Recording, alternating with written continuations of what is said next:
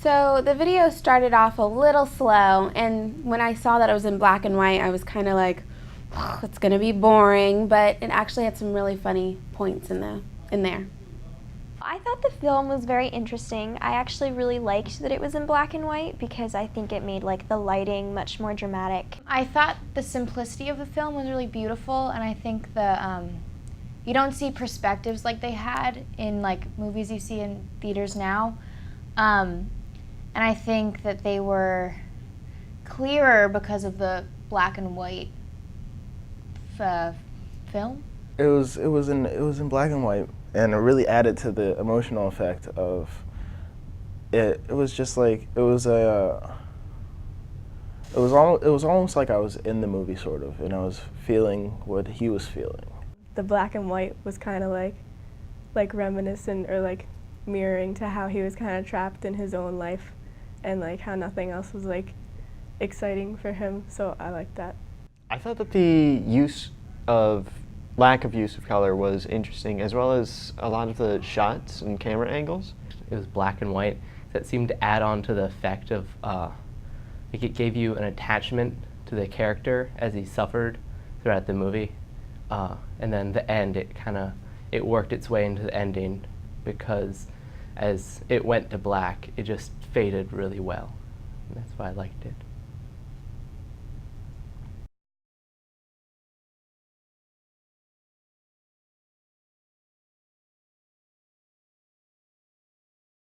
I enjoyed the movie. It was a different pace than like a traditional American movie.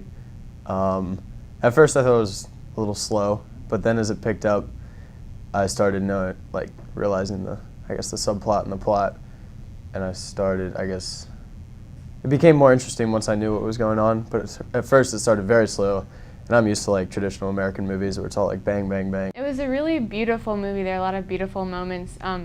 It started off kind of slow, but it gained momentum a little bit, and the beginning was, I don't know, more like just everyday life, and it kind of had more surreal moments towards the end. Something that really stood out to me because there were these angles where like he was looking in the pond, and it was like, I don't know, it's something that I usually never see in films, and like to see this angle of the camera was really interesting and different, and I don't know, it was really like eye-opening to see like this different view. My favorite part was the cinematography and the different camera angles.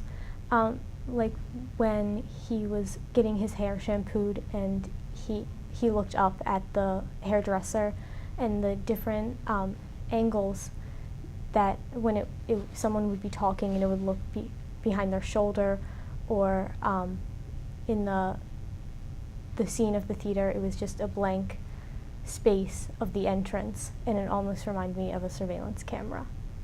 The shots in the university with the statues while they were walking away, and the shot of the woman that was doing his hair, I thought that was very interesting.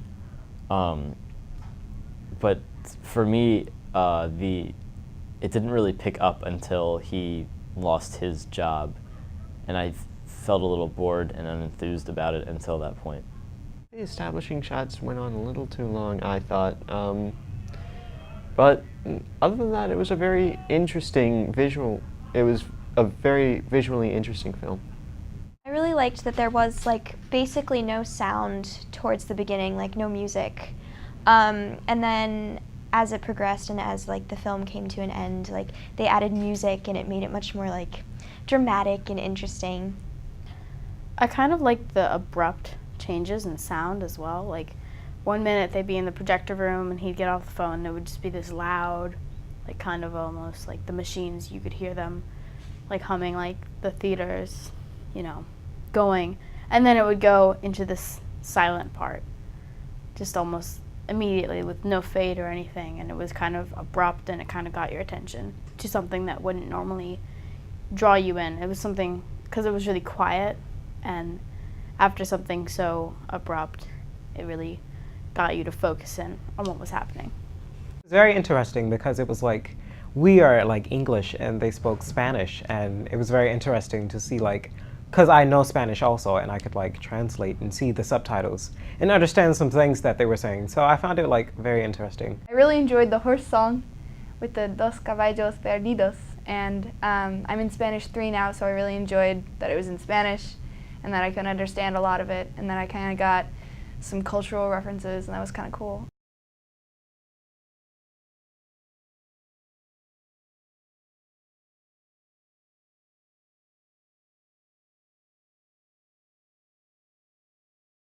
The movie was interesting.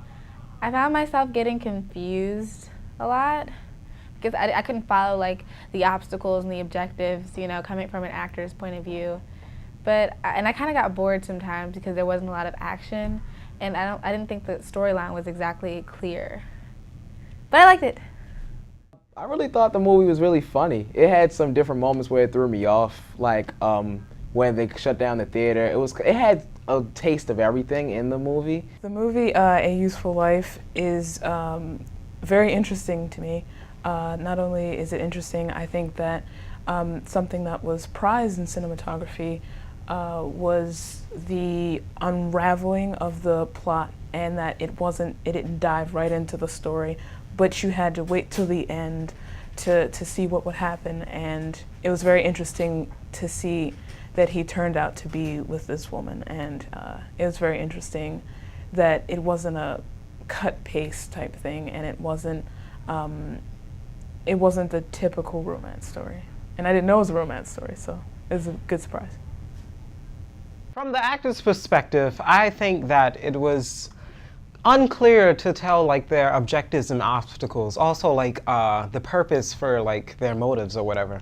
But overall, you really couldn't tell that they were like, you could tell that they were acting, but it was like just doing instead of like having a purpose for like what the problem was.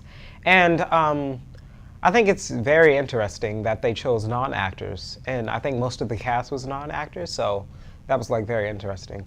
One thing that I really liked about the movie was how many different turns it took, and how at different points it was more realistic, and then other times you could kind of see into his soul and see what he was thinking.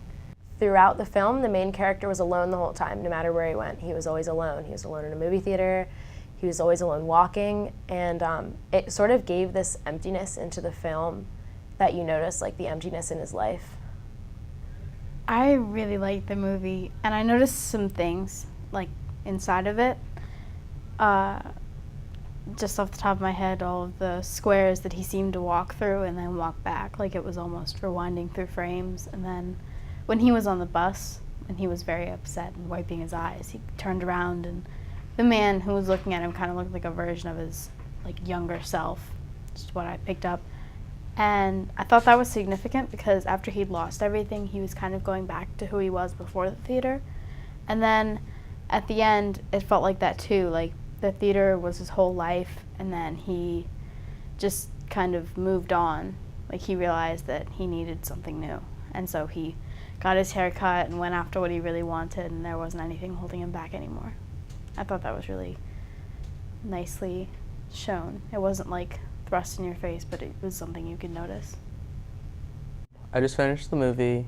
It's a Useful Life, and I really enjoyed it, mainly because when I was watching it, I had this emotional response to the man, because like his world is breaking down towards the end when the theater gets shut down. He doesn't know what to do, and there are all these scenes of him just having these ridiculous behaviors, especially when he walks into the class and pretends to be the teacher. But in the end, he saves himself and catches himself from going completely crazy because he has the good thing in his life, the woman, the teacher. And now that he realizes, since he's not working at the theater anymore, he has time for her, and I thought that was a really sweet ending. I actually did not particularly enjoy the film. I thought that it had a lot of interesting aspects. I thought the most interesting aspects were the ones where there was more movement. I think that it did have an interesting, I guess, plot line. I didn't follow very well, but I did enjoy the fact that it was black and white. I don't really see a lot of things in black and white, so that was kind of cool. And I sort of liked the way that a lot of the actors, or the people playing the parts, were sort of like monotone, because I thought that sort of added, I don't know, an interesting another interesting aspect. I really thought that it was an interesting movie, and I liked how they incorporated the idea of this was a movie about a guy who works in cinema, and it's really apparent. Just there's a lot of frame type references all throughout the movie, and the architecture and the decorations. I liked the movie a lot because it showed like real life situations, not Hollywood type, like overdone makeup, everything, but it shows like the real details of what happens to real people in those types of situations. And I thought it was interesting that the actors in it weren't actually actors, and that was really cool to see, just like, I don't know, an image of their life. The movie was definitely not something that I would normally think of going to see. So it was a really great opportunity to be able to view a movie like that and then be able to talk about it and kind of delve into the symbols and kind of what everything meant in the movie.